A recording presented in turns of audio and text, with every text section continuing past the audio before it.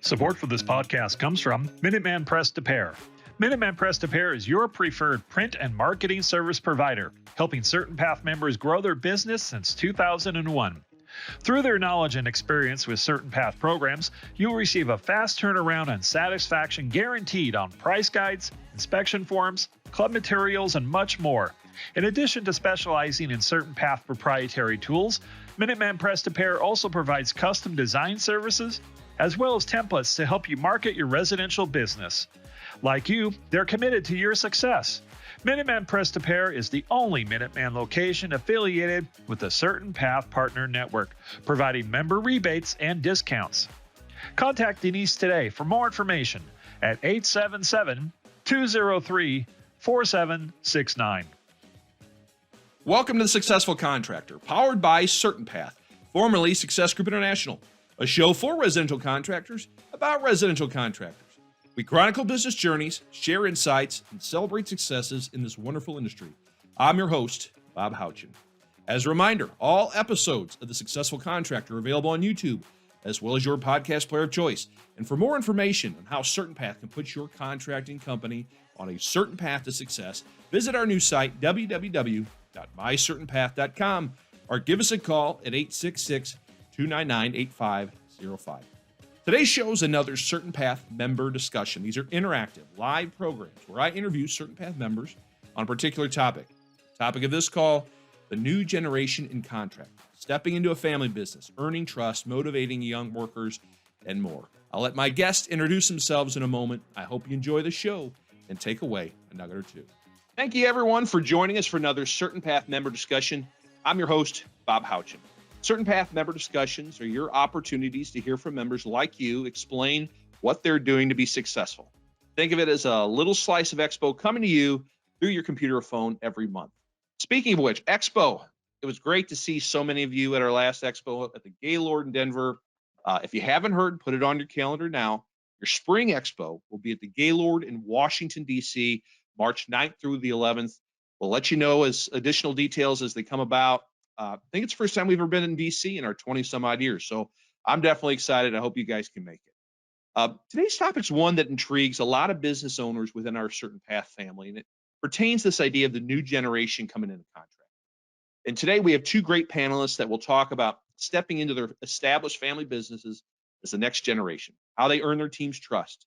And we'll talk about what motivates young millennials and Generation Z people, plus a bunch more. Before I introduce them in just a second, as a reminder, as we talk about today's topic, if you have a question, please write it in the box at the bottom of your screen. The last 10 minutes or so in the hour, I'll ask our panelists those questions. So without further ado, here are our panelists. First, Mr. RJ Romero of Metro Flow Plumbing in Dallas, Texas. RJ, go ahead and flip that camera on for me, buddy. Hey. All right. Hey, RJ, thanks for making time for us. I appreciate it. Yes, sir. No problem. All right. And our next panelist is Mr. Gavin Urban of WireNut Home Services in Colorado Springs, Colorado. Gavin, can you turn that camera on for me, buddy? Hey, there we go. We're cooking with gas. Gavin, thanks for making time. I appreciate it. Yeah, thanks for having me. Of course, of course. All right, we're going to just go ahead and dig into the subject matter. RJ, we'll start with you. Just some light background information on the family business itself. So who started it and when, and what services do you guys provide? Definitely. So my dad started it 33 years ago. Started ground up, moved from Las Cruces, New Mexico to Dallas, chased my mom down here. He worked for a AC plumbing company, and then they were going to shy away from plumbing. So he was like, hey, I'll take that plumbing over, and he started his own deal. It's been going strong since. I am a fourth generation plumber. So that's fantastic. Yes, sir. And what's Metro Flow going to do this year in terms of revenue? Where do you project sales by the end of 22? We're shooting for $4 million. So yes, sir. We're shooting for $4 million. It's super it's busy. all plumbing, drain cleaning, and that. Yep. So that's it. Drain cleaning, lining, and plumbing. That's great. Wonderful. I love it. I love it. Gavin, same kind of line of questioning to you. Who started WireNut and when, and what all services do you guys provide these days?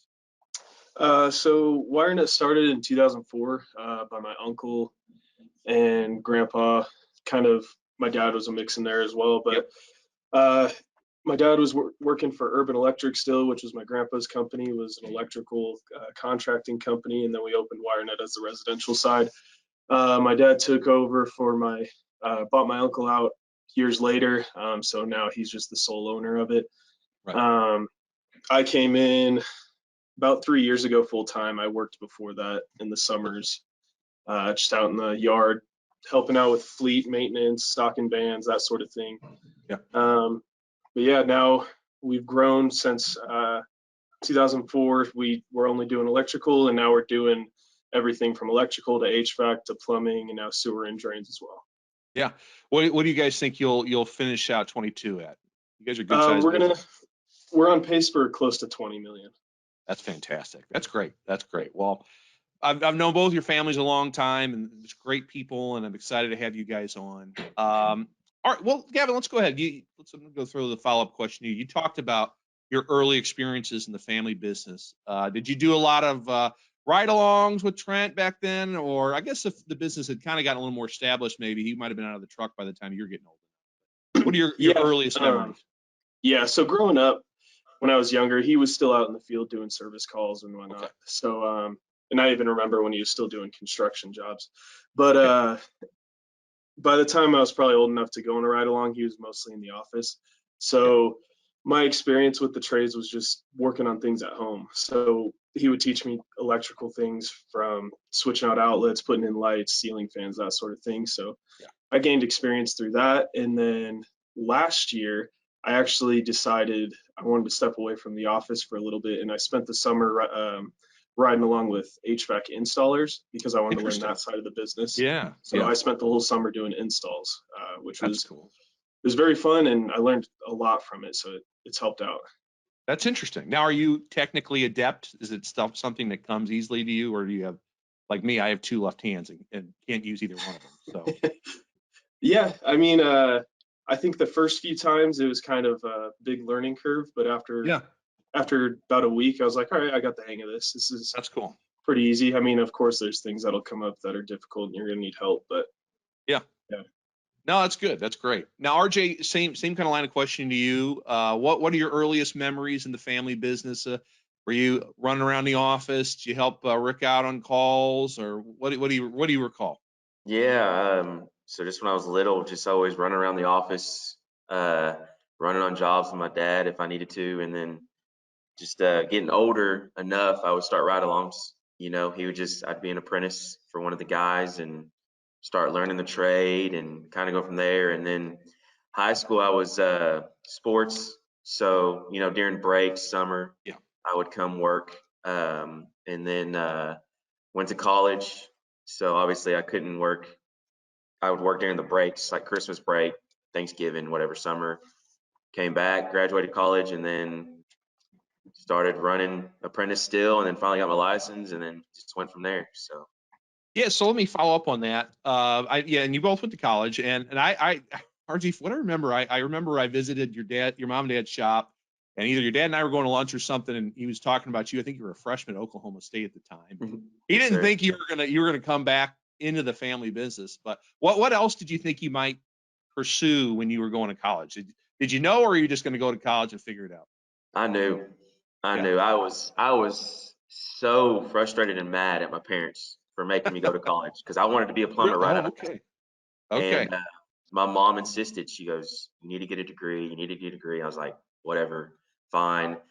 Had fun. Had a lot of fun in college. Got what she wanted, and so here I knew though. Okay, you did know. All right, that's good. That's good. Gavin, how about you? Did you? I mean, you're serving a marketing function, I know now, and you've spent time in a lot of different departments. But when you went to college, did you expect that you'd ultimately end up in the trades, or did you think you were going to pursue something else? At first, no. I left and I went to study finance originally, and then took a few classes, and it was a lot of numbers, and realized I don't want to do that. But then, so then decided to switch to marketing, and then I didn't know exactly what I wanted to do after that. I knew marketing was pretty interesting to me, and I enjoyed it.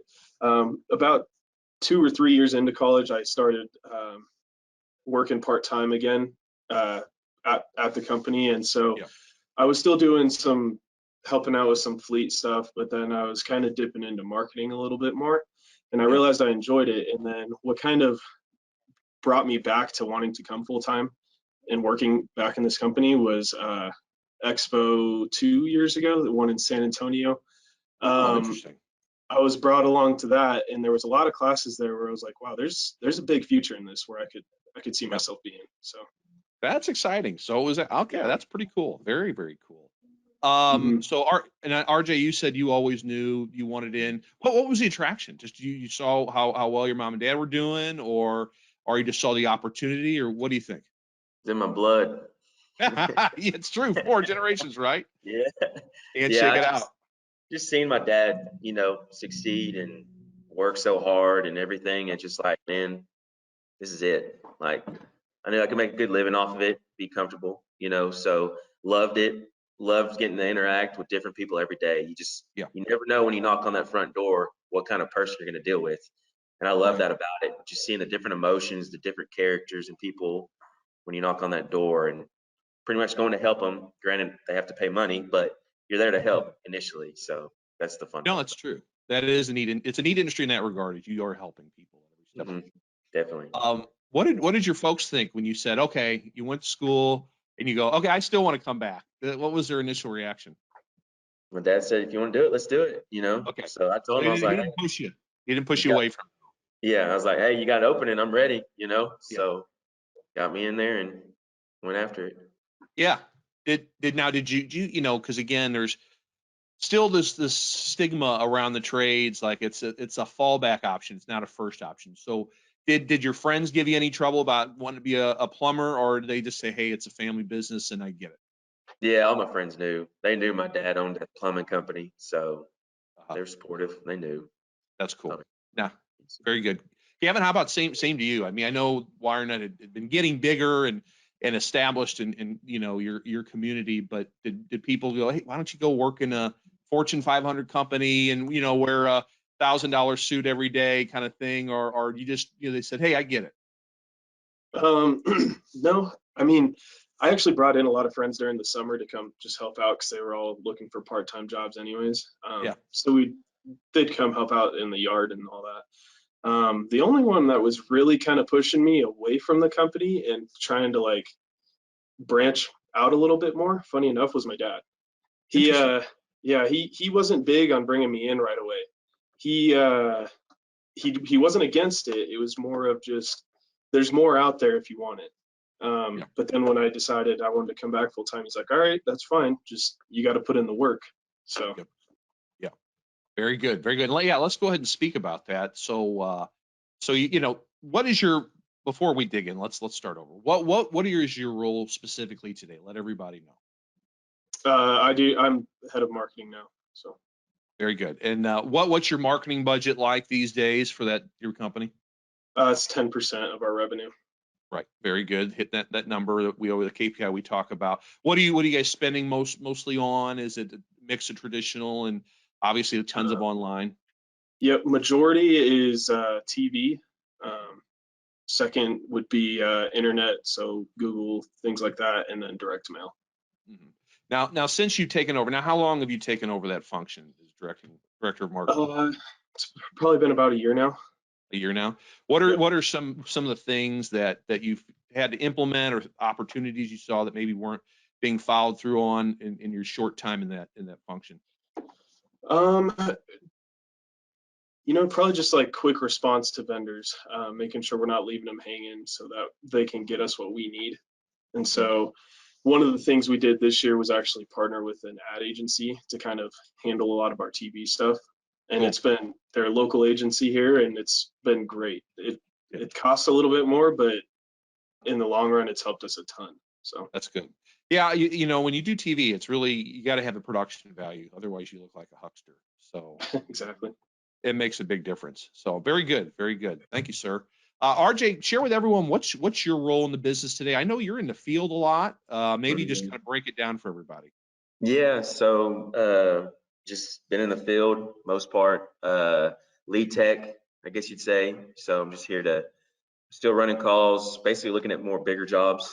Yeah. And then guys need help, I'm running, just seeing if they need help. They call me, any questions. Been starting to get in the office now, learning this inventory is the most headache, I think. Yeah. But just learning the inventory, and then they're slowly working me in the office just to obviously learn the business side. So Yeah. Now you sell most of the relining and those types of jobs, right? mhm. Oh yeah. So, and I think your dad was also telling me at Expo, you are, I guess, as lead tech, it makes sense. You're doing a lot of the onboarding with newer technicians that are riding along with you and learning like that. And he says Mhm. you're very particular in when guys are ready. And I thought that was pretty admirable. Yeah, yeah, it's a process, it's I've noticed, they'll hire on, no offense, just older guys. So Yeah. they're kind of stuck in their old ways, and you try to teach them our path on how we want things done, the process. Yeah. So that was real hard, especially because me being 34, and Yeah. then there's a guy that's 45, 40, and you're trying to train him when Sure. it's usually, the other way around. That was the hard part. So we started hiring green guys, Okay. young green guys, and that's been awesome because they have no bad habits. So Yeah. you're teaching them the MetroFlow process, how we kind of want things done, iPad, talking to the customer, the book. So it's been a lot more easier that way. So do you guys not hire really any experienced techs anymore? You mostly get people that are new to the industry? Yeah, I mean, they'll come, the licensed guys, they'll come in. Um, but it's just one of those things. Of course, we background check, drug tests. Well, So, yeah, then kind of they go by the wayside. Yeah. right. So, but it's mostly been young guys, just training them up. So, And what's your licensing requirements are pretty strict in Texas, right? yeah. Remind me, it's how many hours or how many years? So you got to be an apprentice for 2 years, Yeah. and then you can go test, and then tradesman for 2 years. Then you go test for your journeyman. And I believe it's 4 years as your journeyman, and then you can go test for your master's. So, It's a commitment. It's not like a lot of states where you can work under, say, Rick's license or your license or anything. right, right. So you guys, though, you just, hey, we're going to be patient. We're going to have a bunch of apprentices or junior technicians, and because we know in the long run it's a lot more. That's who our better technicians are. It is. It It was is. worth the sacrifice. Yeah, that's Hmm. interesting, but that's where we are today. Yeah. Yeah, but I'm going to switch over our questions a little bit. You talked about, and I thought this was fascinating that you decided, what was it, last summer, you were going to get in the field and learn install. Before that, what are some other ways or things you might have done when you first started with WireNut in an official capacity that you did to kind of learn the other elements of the business? I know you'd certainly worked in it in summers and stuff like that, but now that this is your devote, you're dedicating your life to it. What were there certain things that Trent had you do to kind of get you up to speed in other departments as well? Um, Mostly learning. There's a lot of the inventory process that RJ brought up as well. So learning a lot of those little intricate parts. Electrical has a ton of them. So learning all of those, what they do, and then getting involved in the conversations with all of our parts vendors. So getting to know them, seeing how that operates, getting parts and things ordered, things like that. So Yeah. just seeing that side of the business as well, so I can understand that how that works when a job is sold and how parts are ordered. So Yeah. Yeah. And then maybe so inventory, any other departments you maybe spent time with? I mean, you sit in with call center or the management team, or what in those early uh, days you recall? yeah, so call center a little bit, like their little area used to be just right outside our office. We had to move them off site because we're pretty constrained Yeah. size wise in our building. But yeah, kind of visiting with them, and then visiting, just hanging out with a lot of the managers and stuff. My dad's kind of kept me involved with a lot of that just to gain knowledge in the management leadership side. So I've been involved. Like yesterday, we were doing a big budgeting meeting, seeing what we can do for next year. Oh, yeah. So just getting those relationships built and having that trust built within the leadership team has been huge. Does your dad or anyone of the senior leadership at WireNut, do you have any other training goals or things that you want to continue to learn and develop, or things you understand you need to further understand as you grow up in the business? Yeah, so I'm not sure if you've met Warren or not. He was the one that was in charge of marketing before.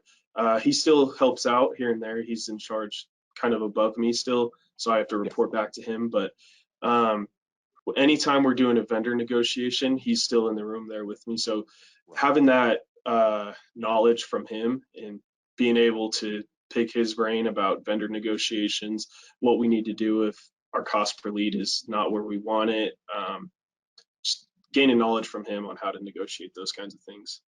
That's great. That's fantastic. RJ, with you, we talked about you're starting to get drug into the oh so fun part of the business and inventory. But let's backtrack a little bit. What are some other things when you came back in the business? I mean, you didn't start off right away as lead tech, right? I mean, No. Sure you had to earn your chops like everybody else knowing your dad. Oh yeah. So. Yeah, I was right when I came back from college, I was on the install crew. Okay. I was installing, I was under houses, tunnels, attics, just learning how everything falls downhill. So you wanted to make sure you were really interested in this. Yes, yeah. So, but that's what I was started out at, just with the installer, just learning the fittings, the material, all that stuff. So yeah. How long did it take you to finally get to the lead tech position? Did it happen relatively quickly that you earned your chops? No. I'm gonna say over 10 years. Just right. Putting the time in. Yeah, because there's more people ahead of me. So you've met Daryl. He's our operations. Oh yeah. Oh, so for he sure. was the lead tech. He was the lead tech for a while.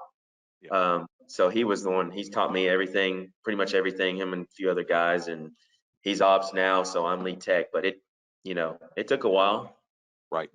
To do all that. So sure. Yes. So you're learning the inventory part. What does that look like? Like, are you just coming? You said you're kind of splitting a little more time in the office. Talk about those office experiences. Again, there's a lot of people watching this or will watch or listen to this. They'll go, I got a son that's a lead tech, and I want him to understand the office side. So what is your experience like? Stay in the field.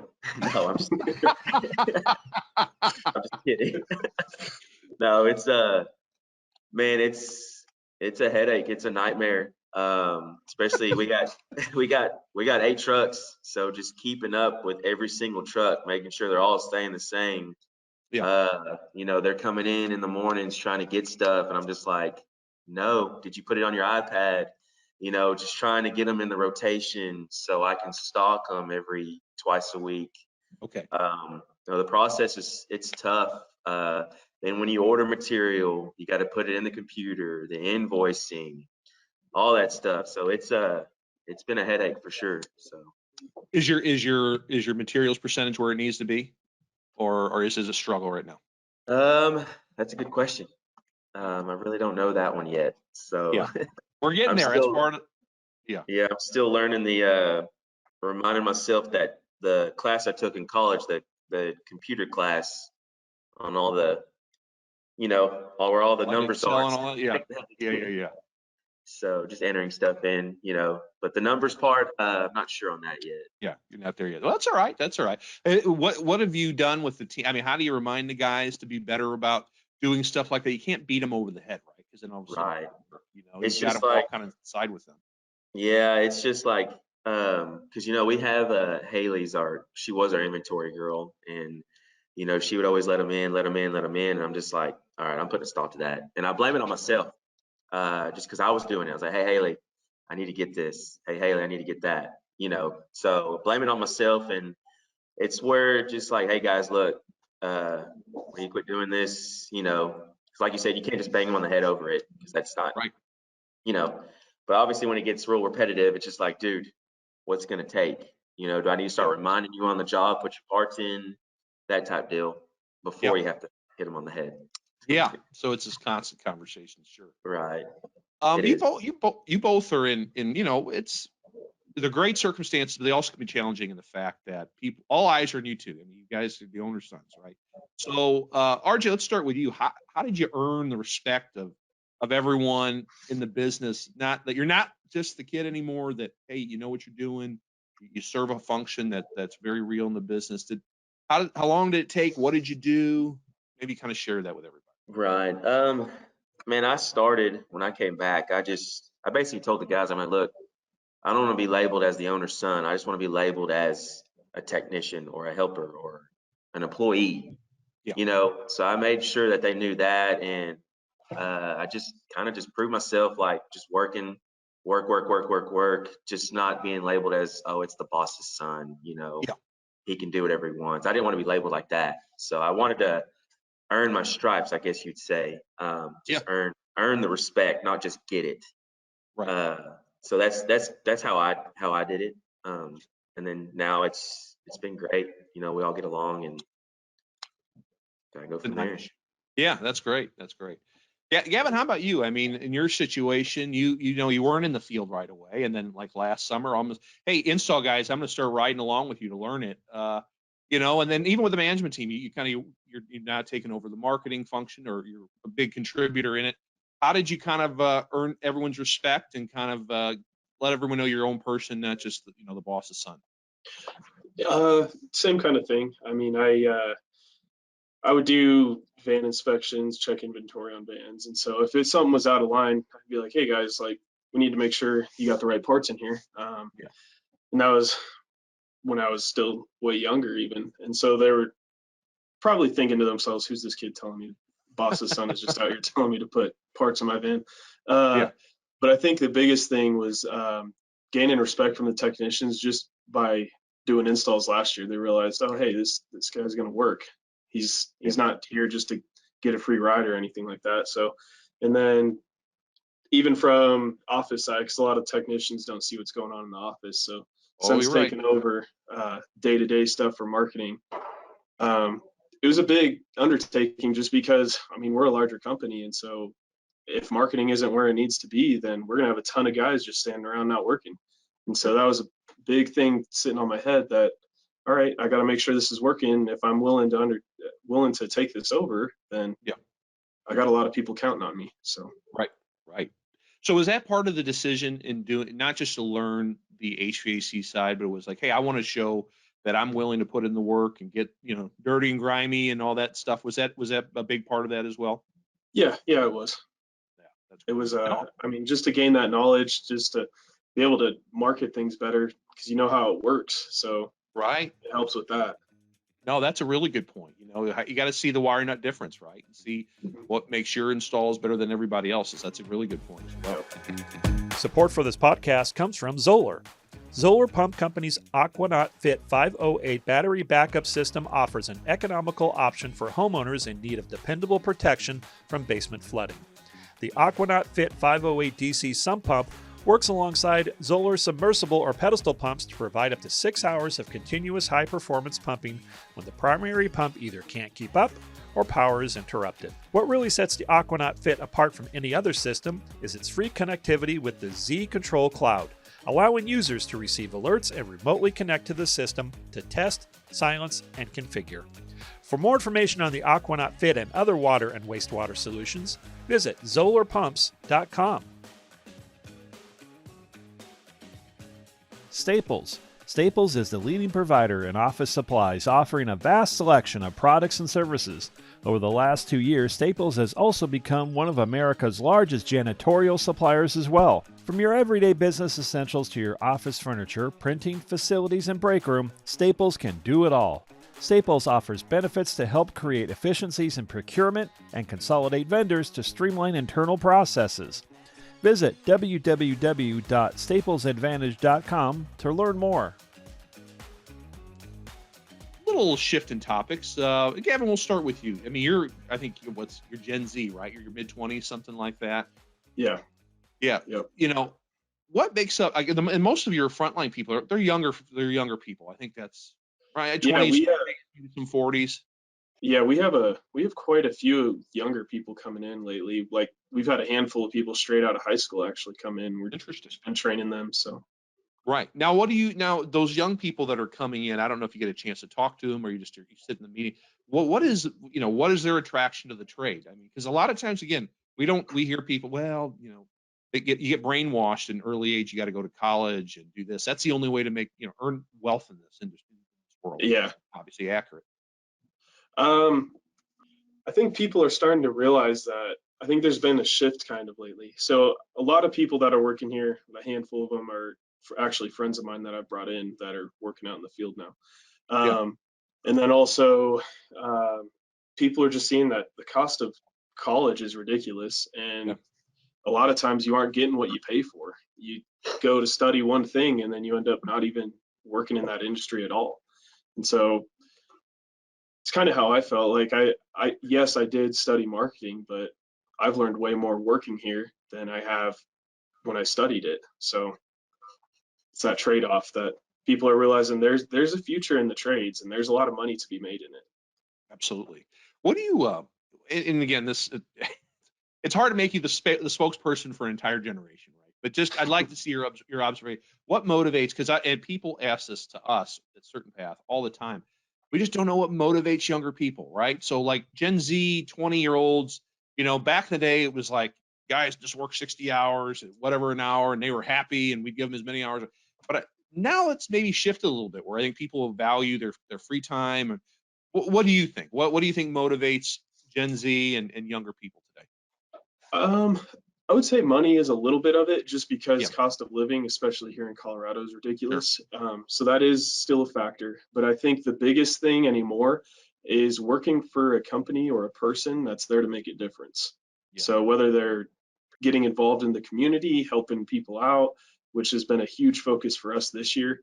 I think people just want to see that what they're doing matters. They're not just another number to be punched in. So. Right. No, I think it's a sharp observation for sure. RJ, how about you? I mean, you're a little older, but still early 30s. What do you think motivates? You're I guess considered a late millennial, not quite Gen Yes. Z. Yes. What do you think motivates people? Your age demographic these days. I mean, obviously money's important. That's what brought, I think, partially what brought you into it. But I don't know. It just seems like it's a little different than the older generation. Yeah. It's just basically what Gavin was saying. Money's part of it, but what motivates, just like goals. I think goals is the main thing. It's just reaching for what you want in life. Yeah. That way, I mean, that's it. Just reaching for what you want, pushing to where you earn it. You work those long hours, so you have that money, so you can buy that tool that you want or buy that house. Yeah. That's just been my motivation. Is just working my tail off so I could succeed, be comfortable. Is that most of the younger folks that you're bringing in today, that they're more goal oriented and that they kind of get it at a certain, where I mean, I'll be honest, it took me a while to figure out what I really wanted out of life, but Right. maybe later than some, but you see that those young people in your business, they're goal oriented and they know what they want and they see it as a gateway that. Right, exactly. And then like a lot of our guys are close to my age, a little younger. They have kids, they have a family, so they need to work. They want to work because they know they need that money to survive, support their family, that stuff. So What do you guys do, at MetroFlow to motivate the team, to keep them pumped up? Because again, it's, better than I do. It's summers in Dallas. It gets hot, man. You're crawling under a house. I mean, it can make for some long darn days. So what do you guys do to keep everyone energized and reminded of, hey, we're working towards some big goals? yeah, we just so we have here and there we have competitions, who can sell most diamond clubs in a month. If the guys get a review, I'm going to turn the computer. So we have this wheel right there, Oh yeah, that's great. and it has a whole bunch of like gift cards to QT, gift card, Amazon. So every call that they go to, we send a review to that customer. If that customer writes a written review, they get to spin this wheel on every Wednesday. So That's that motivates them, and obviously there's a lot of spiffs out there, just selling other stuff, so that motivates them as well. Sure. You guys going to do a big Christmas party in a couple months? Is that part of what you guys do? Yeah, they just announced it actually this morning in our meeting. So, Oh, is that right? oh yeah, we're having a Christmas party on the 3rd, December 3rd. Y'all are more than welcome to come. We have a private room with bowling alleys and That's cool. stuff to do there. So yeah, it'll be fun. That's fun. And you guys have now all your guys come into the shop every morning, right? Before they go out, right? So I think a lot of that is a big part of it. They get to see everyone sees one another. There's that sense of community, sense of team building, right? I think that's important. I think it's huge. Yeah, and we huddle every morning. We try to. I say we do it every morning. We don't do it every morning. We try to, because we just get busy. Once you're busy, you got all these calls, trying to get out the door, trying to run all these calls. But just that being together. Hey, how did your day go yesterday? And just learning. Just by being in that huddle, you're just learning from stuff out in the field. Hey, I had a mean customer. I did this. Just try to help with that. Learn from everything. So. That's great. Gavin, I was going to ask you as a follow-up. It just kind of hit me. You said you guys are getting a lot more involved in the community, and you're right. I mean, I think who doesn't want to work for a company that makes a difference, not just in making money, but in the community, and it just feels good to be a part of it. So what are some of the things that you guys are championing this year to get out in Colorado Springs? So we partnered with a local news agency here, and every month they run a campaign on their website where people can go on, nominate their favorite charity. And what the program does is if the meteorologist guesses the weather correctly within 3 degrees that day, then $30 from us and $30 from that news station get donated to the charity. And that happens every day for the month. So on average, we're donating about $1,800 a month to a different charity. And then they air a special segment on the news where we're there with them, and it's kind of just like a little back and forth interview conversation, kind of like what we're doing here, just talking about what they stand for, how we're helping them, what that money's going to, so that kind of thing. I would have guessed you never have been donated any money, because I mean, what weatherman's ever right? No, especially here in Colorado. Yeah, I know your weather swings are even more extreme than ours in the Midwest. So who came up with that idea? Was that a brainchild of yours, or did just the team come up with it? No, it was actually the meteorologist at the local Fox station here. Really? He came up with the idea, and our news rep came to us and they're like, "Hey, so we just came up with this idea. You're the first person we're pitching it to. So what do you guys think?" We were like, "Yeah, of course." That's fantastic. That's cool. And how about any fun stuff? I know I've met lots of your team members, or fun folks, outgoing. What kind of fun things do you guys do to, again, keep that camaraderie, keep that culture vibrant and moving forward? Yeah, we do monthly. We'll bring a food truck in the mornings, have breakfast for everybody every month. We do quarterly outings, whether it's everyone's invited down to the local lake here. We hang out for the day. We'll go camping, things like that, or just spur of the moment things like last weekend. A bunch of us just went out to a little arcade bar, just hung out there for a while. So just hanging out, that camaraderie. People just have fun all the time, and it creates that overused word culture, but everyone here, like, you'll see at the end of the day, people are done with their jobs and they'll come in at like 4 or 5 o'clock and they're still hanging out for an hour just to talk, do whatever. Same thing in the mornings. We'll huddle. Everyone's just having fun, talking about whatever happened the previous day, what they're doing that weekend, anything like that. So that's fantastic. That's good stuff. Very good stuff. All right. My next kind of line of question might be a tough one, and you share whatever you want to share. But RJ, I'll throw it to you first. How do you see your role changing, with the company? As I'm assuming you want to be there forever, maybe take it over someday. What have you guys talked about in terms of the future for you and MetroFlow? Yeah. So I'll have enough hours at the end of the year to go test for my master's. Oh, great. So that's why I kind of been stepping in the office, just learning this stuff, because Rick needs to go. He needs to go enjoy his life. He needs to go with my mom and enjoy retirement, and just leave it on me and Daryl to take care of all this. So that's the goal. Obviously, right when I get my master's, he's not just going to book it. I still got a lot to learn. So it's probably going to take about another 2-3 years, I'm hoping, just to learn everything. inside and out, and then just kick him out the door. Say enjoy it. Do you think your dad can retire? I'm not sure if he can. I know. You need So to I'm tell him to hoping quit getting. yeah, I'm hoping he'll, come every like once, twice a week, Yeah. But door's always open for him. It's his company. Yeah. You need to tell him to quit getting hurt. I feel like every year I talk to him, he fell off a roof or broke an ankle. I'm like, what are you doing? I know. Yeah. He just needs to realize he needs to realize he's close to 65 and needs to slow down. But No, I'm teasing. He's a good guy. yeah, No, good stuff. Gavin, how about you? What do you envision your role changing or growing with the company? Or are you just kind of taking it a year at a time, or what do you think? Right now, a year at a time, a little bit. Yeah. We have kind of talked about eventually I'm going to get a little bit more involved if we do anything such as acquisitions or things like that, just to Sure. kind of help grow the company. Not sure what timeline looks like for my dad when he would want to leave this place. He's still, I mean, he's younger.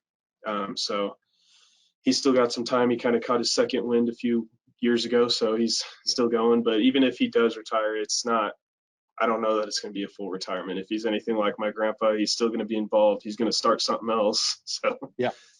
But yeah, it's just kind of year at a time, watching as we go. We have a ton of leaders on this team that are there to support me or my dad or whoever it is with whatever that next step is. So That's great. Now you have what, 2 younger brothers? Yep. Or did I miss 2 younger brothers? One's in college, one's in high school, or one's playing football. I know that. Yep, one's he's still in high school playing football, and then my other brother's up in Golden going to school. So Cool. Now, what do you think they're going to be? Are they going to come back in the business, or they don't have any kind of desire whatsoever? as of right now, I don't think so. The one in college, he's studying to be an engineer, and he seems pretty set on doing that. So yeah, that's perfect for him. That's exactly what he would be doing. Yeah. My other brother, he said he wants to go to college somewhere out of state, so he's going to go explore, which is awesome for him. He needs that. Sure. So That's great. That's fantastic. I love it. Yeah. All right. I have a question I was going to throw. This came from those watching. I have an 18-year-old son who has shown some kind of interest in the business, but he's not quite sure. What do you guys recommend how to kind of help him decide if this is for him or not? Do you guys have any suggestions? He's kind of teetering back and forth, it sounds like, between college and maybe getting into the trades. Anything you would recommend? Either one of you. Yeah, I'll go. I would say if he's got the ability to, go on some ride-alongs, see what it's like. See if that fits for you, if that's what you would want to do, if you can envision that full time for you as a career, or even stepping into the office, seeing what that's like. Just get a sense of it day to day. Right. Very good. RJ, how about you? Yeah. College is always there.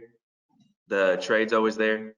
So it's just a matter of, mainly my mom wanted me to go to college, just have a plan B in case I just didn't want to do plumbing. So I have a degree. I can go, there's my plan B. And then if you don't like college, then you can come work, just follow your instinct, just do what makes you happy. And then I love what Gavin said, do some ride-alongs, get in there, see if you want to get dirty, see if you want to sweat, that hard labor work. It pays off though. It definitely pays off. Money's great. It just takes time, obviously, to get that really good money, that great money. But yeah, that's really it. So. I like it in both your situations. Your families didn't push you hard into the industry, right? You weren't forced labor, like this is what you're going to do. I need to give this to somebody, because we hear that a lot. And so it allowed you to come to the realization that this is what I want to do, right? I think maybe you feel differently if you were forced into the truck. I don't know, but I think that's an interesting takeaway just in learning your stories that I think people should hear. Okay, one final question. Any final advice you might have for the audience, those listening or watching, as it pertains to encouraging or attracting other young people into the industry? Anything you think, it's not just advertising, X amount an hour, right? Well, what are some things that you think that members, contractors can do to attract young people into the industry? Any thoughts, whether it's marketing or how you interview or anything like that? I would just say showcasing your team. So going out, having a good time. We'll do that a lot, and we'll get tons of questions like, "Who do you guys work for?" We'll just, we all work at WireNut, and so they're like, "Wow, you guys seem like a fun group," and so things like that. And then even there's a minor league soccer team here. We have season tickets to. Anyone on the team can go anytime they want. So we'll advertise that to applicants. We have a Top Golf membership. It's free to use anytime. Same thing. Oh, cool. So just having that ability to do fun things, and then making sure people see that it is a fun time to work here. Yeah, that's great. That's great. RJ, any insights? I just know in knowing your family, I mean, and meeting a bunch of people, everyone's good people, right? You walk in your office. We've done site tours of your shop in Dallas, and you just get good vibes as soon as you come in. Is that a big part of it, that people go, "Hey, me, I came here for a job interview and I like this place"? Or what else do you think can attract people to the trades and their concerns? Yeah, that's the thing, it's a trade, just learn. Mainly what I love is just you learn something new every day. Yeah. Every day. My dad says it too. He's learning something new every day. That's the main thing with the trade, is just being hands-on, using your hands inside, outside, dealing with different people. But just to get someone out of high school, or just to motivate someone if they did want to go to a trade, that's the main keys. Is just, I love learning, and I'm learning every day. So Well, okay. One final question. Someone else asked, and I think I written it somewhere in our script here. But is there something that one of your dads did that really sticks out in your mind, right? That set you up for success, whether it's in business or in life? Is there something that, when you come to a key decision in life, you kind of hear their voice in the back of your head? Anything? And that's a tough question. That's a deep question, but that's kind of interesting. Anything that jumps to mind? yeah, lie, cheat, and steal. He taught me that. He taught me that, and another thing he taught me was there's always a camera watching you. Yeah. Always, no matter what. Right. So no matter what situation you're in, there's always a camera watching. Just do what's right. So. That's interesting, because from guys almost 65 years old, he gets it, because it's true. Like, Facebook, and Facebook's like even old now, right? Instagram and TikTok, like that stuff didn't exist when I was going to school and I was a young guy. And you guys, everything you do, especially if you got the uniform on, right, you're a representative of not only yourself but of your family business. So that's right. That's a good nugget. Gavin, anything jump to mind for you? Just, kind of same thing. Like, make sure you're always doing the right thing. But even beyond that, like what you're doing now, you might not see or reap the rewards right away. It could be years out. So staying cognizant of that, the infinite game. So making sure that what you do now has positive effects for you, your family, anybody in the future, and being aware of that. So that's a great nugget. I certainly was guilty of it when I was in my 20s and even older. You go, man, why am I grinding like this? Why am I doing this? You feel stuck at times or frustrated at times, but you're really learning along the way, whether you're learning material or just patience or whatever. I think, there's development takes time. Like RJ, we're all learning all the time, and sometimes you just got to be a little patient. So, That's it. good stuff. Well, hey, Gavin, RJ, this was a lot of fun. I really appreciate you taking the time to talk with me and tons of our members, and even people outside of our group. They're going to watch and listen to this. So thank you so much for your time. I really appreciate it, guys. Yeah, of course. Thank you. Yeah, thanks for having us. Oh, of course. And hey, thank you everyone out there watching this live. And for those who ask questions, this is being recorded. This interview is being recorded. It'll be available soon, probably in 2 weeks, on the CertainPath member website, and it'll later be distributed as an episode of the Successful Contractor Show, which is available on YouTube and your podcast player of choice. Thanks again, everyone, for joining us. We're still finalizing our next member discussions. That'll be out soon, though, so keep an eye out on the hub and in your email. But until then, I'll see you then, and I look forward to seeing you guys all at that time. Have a great day. Again, appreciate all your time. That's RJ Romero of Metro Flow Plumbing in Dallas, Texas, and Gavin Urban of WireNut Home Services in Colorado Springs, Colorado, on the new generation in contracting, stepping into a family business, earning trust, motivating young workers, and more. I hope you enjoyed today's show. If so, please like and subscribe on YouTube. If you're on your favorite podcast player, please leave us a 5-star review. The 2 seconds you take to leave a review will help other success-minded contractors like you find us and hopefully get a little bit better, which elevates our entire industry. And please join me for future episodes. This has been The Successful Contractor, powered by CertainPath. Shuby. Shuby makes it easy to take your customer service to the next level. Show your clients you care with their full line of extra large, extra durable products made specifically to protect their home or business. Shuby products were made by service professionals for service professionals.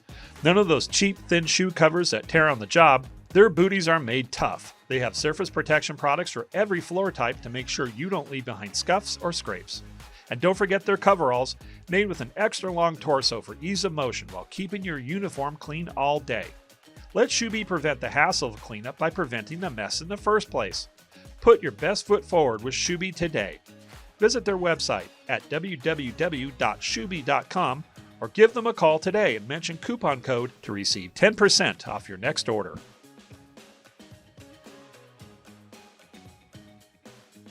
The Successful Contractor Podcast is part of the CertainPath family. CertainPath builds successful home service businesses and has for 23 years.